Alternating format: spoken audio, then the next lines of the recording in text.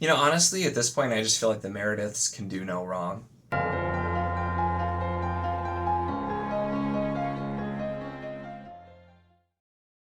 Hello and welcome to my channel. In this video, we're going to be talking about Butcher, Baker, Candlestick Taker by Patricia Meredith. And so this is Patricia Meredith, who's married to Andrew D. Meredith, who is the author of Needle and Leaf and the Collation Saga. And then Patricia this is the first book in her Spokane Clock Tower Mysteries. And then she also, if you recall me talking about Adita Dreadful Note, was her book. And I've actually been able to do interviews with both of them.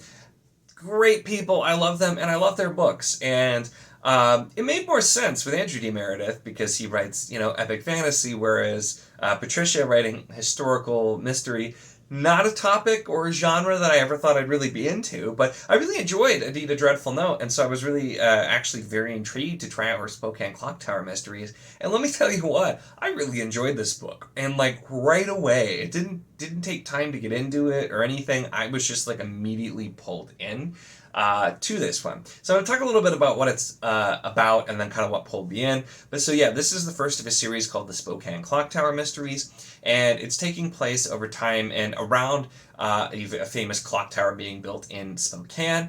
And this is a real thing that happened, a real clock tower that I think is still there, if I recall. She does always include information about the research she did, what's real and what's an invention for the story at the end, which also I think that's one of the things that really, really pulls me in.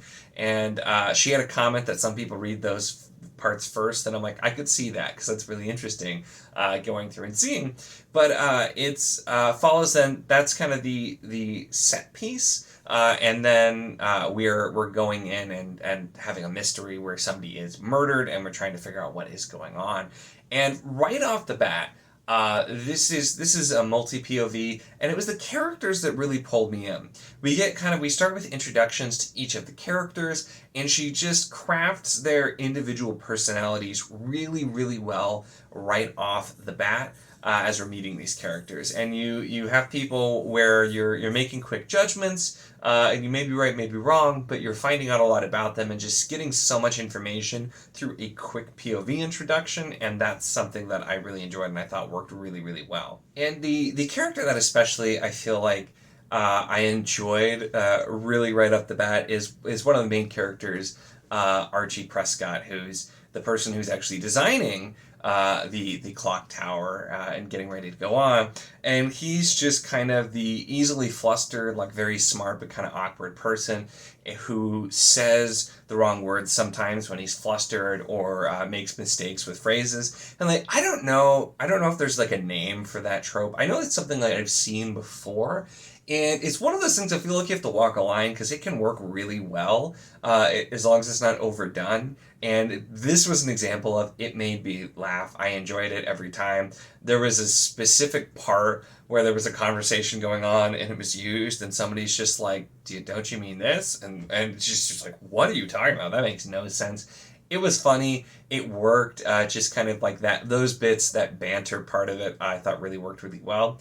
But I always find it interesting with this kind of thing because when you think about, when you're doing, more mystery in an older time where you don't have any of the things available to you that you have in modern times. And so I do think looking at mysteries that are set in older times, and obviously things like Sherlock and all of those things were popular, and as this author wrote about Anna Catherine Green, Adita Dreadful Note also doing, was writing mysteries quite a long time ago.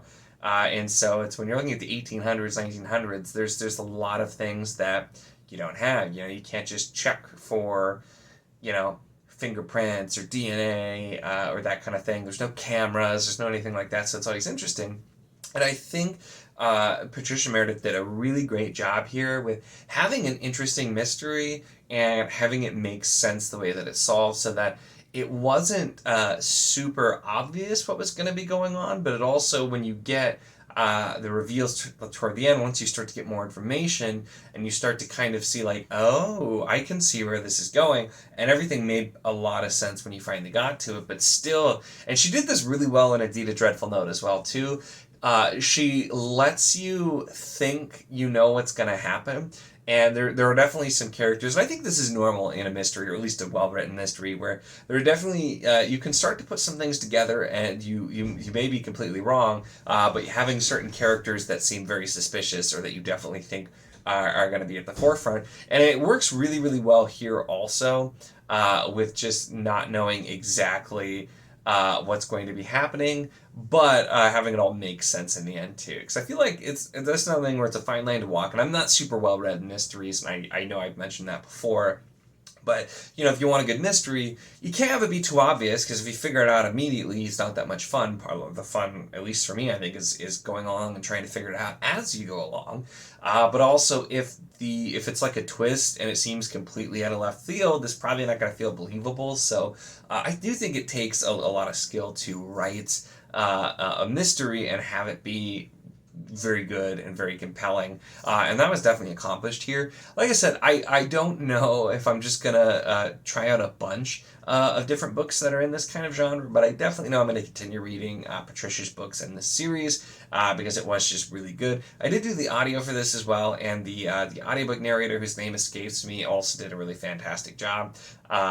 And so I might continue with either audio or Kindle. I'm not sure which one. I do plan to get physical copies of the books as well, though, to add to my Meredith collection, for sure. But yeah, had a lot of fun with this. Like I said, something that's super different for me, and I think partially it's nice to have that every now and then, have the change of pace. And I primarily read fantasy, and I've been binging a really long and dense fantasy series, so I've been trying to throw in some more stuff that's different, and I've had a lot of fun with that. So I definitely think I'll keep this series in my back pocket for let's do something completely different, the old Monty Python. And now, time for something completely different, and do that kind of thing. But yeah, had a lot of fun with this one. I think it's really works well as far as crafting a mystery and having compelling characters, especially when it's going to be a series and there's going to be I don't know if it'll be a murder every time or not. If it'll be kind of not really murder of the week, so I think these take place over time, but